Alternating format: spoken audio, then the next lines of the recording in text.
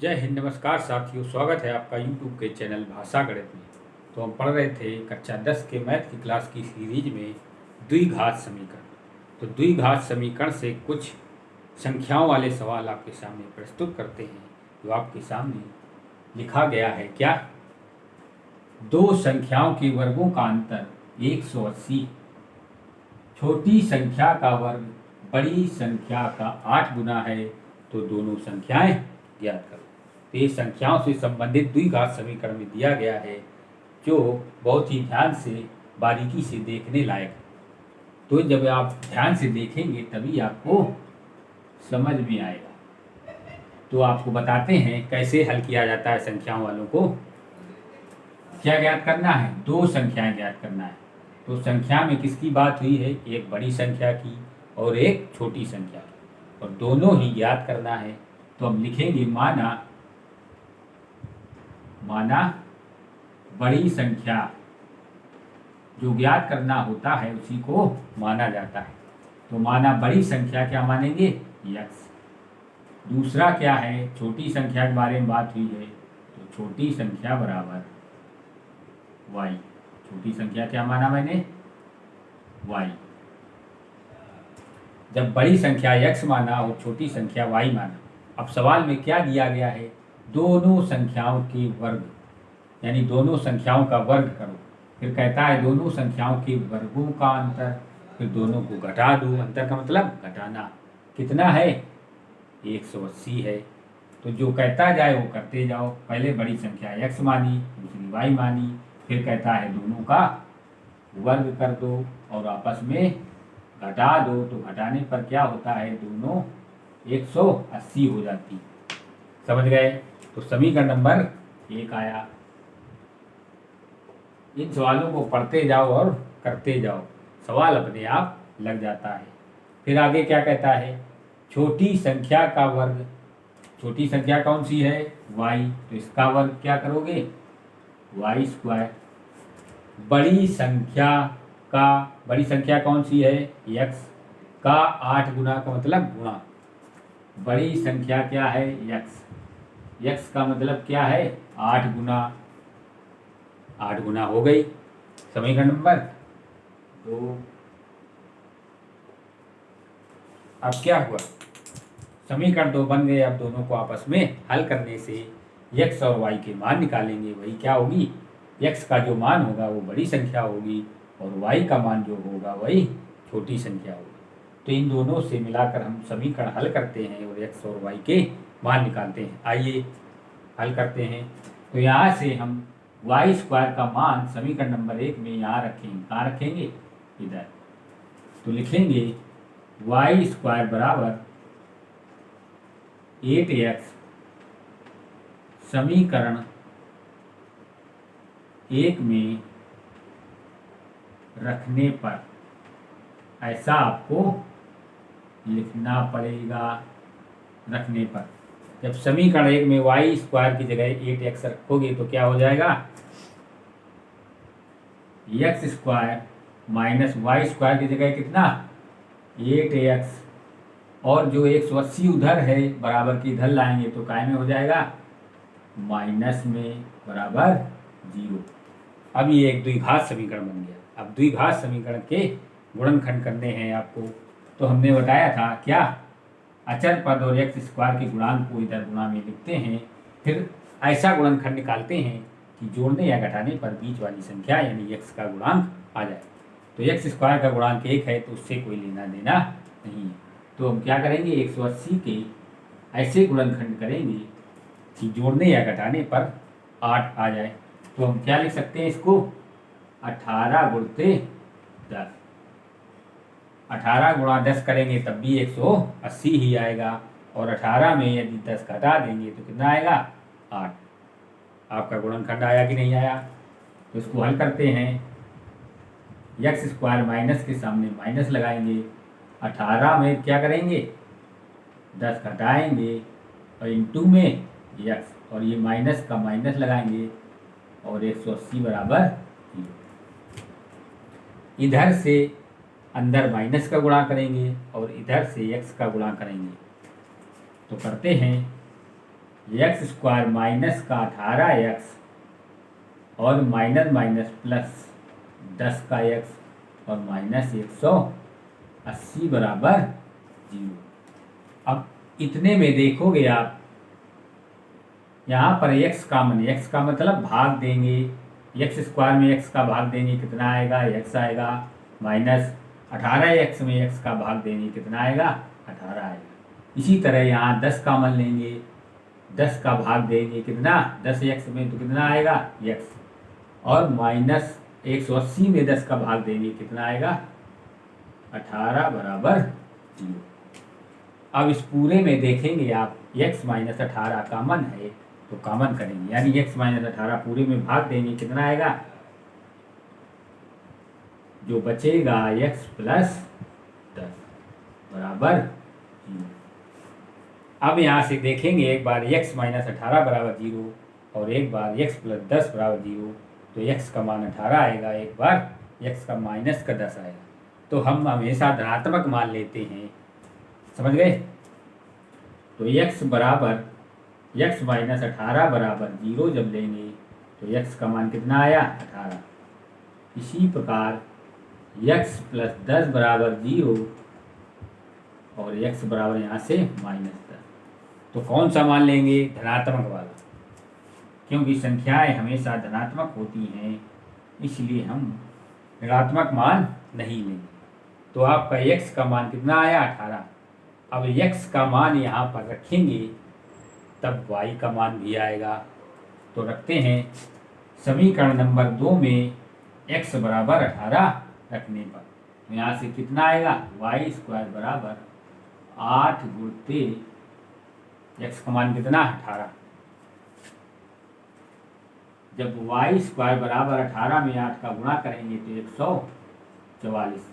इसका जब वर्गमूल लेंगे अंडर रूट 144 आएगा, तो इसका वर्गमूल कितना आएगा, प्लस माइनस 12, प्लस माइनस 12, यानी कि y का मान, यानी कि x क्या माना था हमने, बड़ी संख्या, बड़ी संख्या कितनी आई, 18, और छोटी संख्या प्लस का लेंगे 12, यानी बड़ी संख्या 18 और छोटी संख्या 12। क्या कहता था, दोनों के वर्गों का अंतर 180 है। तो अब हम चेक करके देखेंगे कि हमारी जो बड़ी संख्या है इसका वर्ग करेंगे और जो छोटी संख्या है इसका वर्ग करेंगे, फिर घटा के देखेंगे 180 आता है क्या। अगर ऐसा आता है तो हमारा सवाल एकदम सही है। तो करके देखते हैं, 18 का वर्ग करेंगे कितना आएगा, 324, कितना आया, 324, और 12 का वर्ग करेंगे कितना आता है, 144। आपस में यदि घटाओगे, 12 में 4 गया 8, यहाँ 2 में गया कितना, 1, यानी कि हमारा जो सवाल है एकदम सही है। क्या है, बड़ी संख्या का वर्ग और छोटी संख्या के वर्गों का अंतर कितना आ रहा है, 18। तो हमारा सवाल एकदम सही है। एक सवाल और देखते हैं इसी से संबंधित।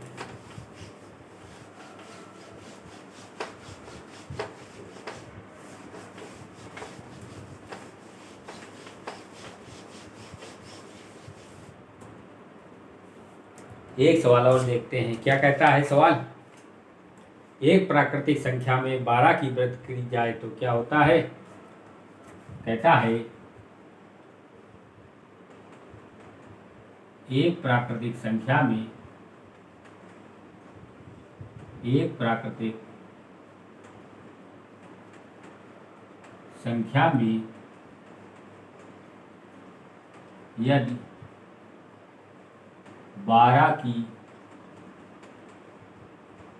वृद्धि की जाती है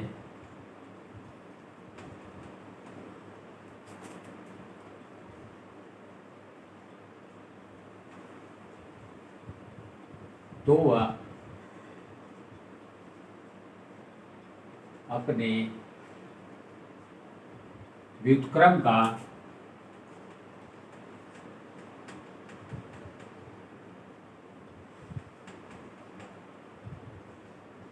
एक 160 गुना हो जाती, 160 गुना, तो संख्या ज्ञात करो, संख्या ज्ञात करो। समझ गए? तो क्या कहता है, एक प्राकृतिक संख्या में यदि 12 की वृद्धि की जाती है तो अपने व्युत्क्रम का 160 गुना हो जाती है। संख्या ज्ञात करो। क्या ज्ञात करना है? संख्या। तो यहाँ लिखेंगे माना संख्या बराबर क्या? संख्या बराबर x। अब पढ़ते जाएंगे और अपने आप सवाल लग जाएगा। एक प्राकृतिक संख्या, तो हमने माना एक प्राकृतिक संख्या बराबर x। यदि इसमें 12 जोड़ दिया जाए या वृद्ध की जाए तो 12 जोड़ देते हैं तो क्या हो गया? x plus 12। तो वह अपने व्युत्क्रम का मतलब क्या होता है? उल्टा। तो वह का मतलब संख्या। कौन सी संख्या? ये जो 12 जोड़ी गई है वह संख्या x प्लस 12 अपने व्युत्क्रम का मतलब जो पहले संख्या थी उसका उल्टा। संख्या का उल्टा का मतलब क्या होगा? 1/x का 160 गुना का मतलब 160 गुना का मतलब गुणा हो जाती है। तो संख्या ज्ञात करो, यानी x का मान ज्ञात करना है। तो यहाँ से हल करते हैं। ये जब x यहाँ भाग में है, इधर ले जाएंगे, कै में हो जाएगा? गुणा में। तो x इधर लाते हैं तो गुणा का हो जाएगा। तो x का x में गुणा होगा तो x² प्लस 12 में x का गुणा होगा तो 12x बराबर 160। अब 160 बराबर का इधर ले आएंगे तो कै में हो जाएगा? Minus x² plus 12x minus का 160 बराबर 0। अब इसके गुणनखंड करेंगे। x² के गुणांक में कुछ नहीं, मतलब 1 है। 1 का 160 में गुणा करेंगे तो 160 ही आएगा। तो 160 के ऐसे गुणनखंड करेंगे कि जोड़ने या घटाने पर 12 आए। तो यहाँ लिखते हैं 160। यदि हम इसको 16 गुणा 10 लिख लें तब भी ये 160 ही रहेगा। 16 में 10 या जोड़ें घटाएं तो 12 आएगा क्या? नहीं आएगा। अब 16 के गुणनखंड और करेंगे। 8 गुणते 2, 2 का भाग दिया 16 में तो 8 गुणा 2, तो 8 दूनी 16 गुणा 10 करेंगे तब भी 160 आएगा। अब इस 2 का गुणा 10 में करो तो 20 आएगा। और 20 गुणा 8, 8 गुणा यदि 20 करो तो 160 ही आएगा। और 20 में यदि 8 घटा देंगे तो क्या आएगा? 12। तो इस तरह से आप गुणनखंड करेंगे तो आपको आसानी से आएगा। तो यहाँ लिखते हैं x² प्लस का 20 माइनस का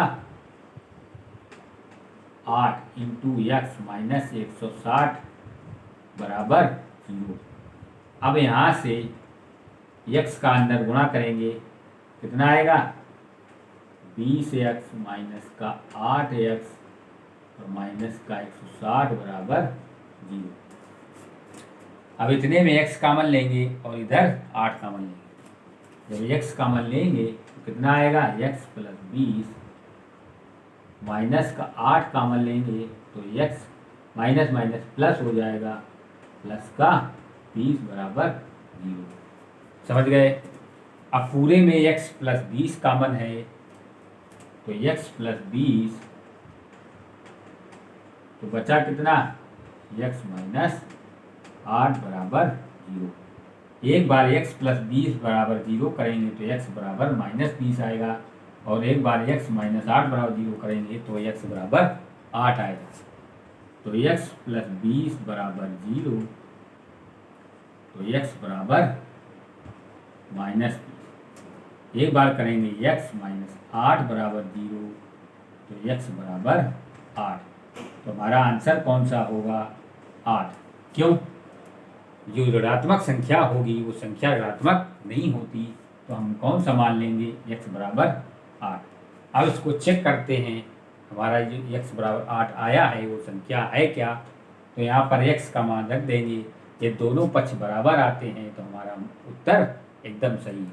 यहाँ पर x की जगह क्या रखें? 8। तो 12 में जब 8 जोड़ेंगे कितना आएगा? 20। और यहाँ भी x की जगह क्या रखें? 8। 8 का 160 में भाग देंगे कितना आएगा? 20। तो यानी कि हमारा उत्तर जो है एकदम सही, हमारी जो संख्या होगी 8 ही होगी। समझ गए? तो आज के लिए इतना ही, अगले दिन अगली कहानी, तब तक के लिए धन्यवाद।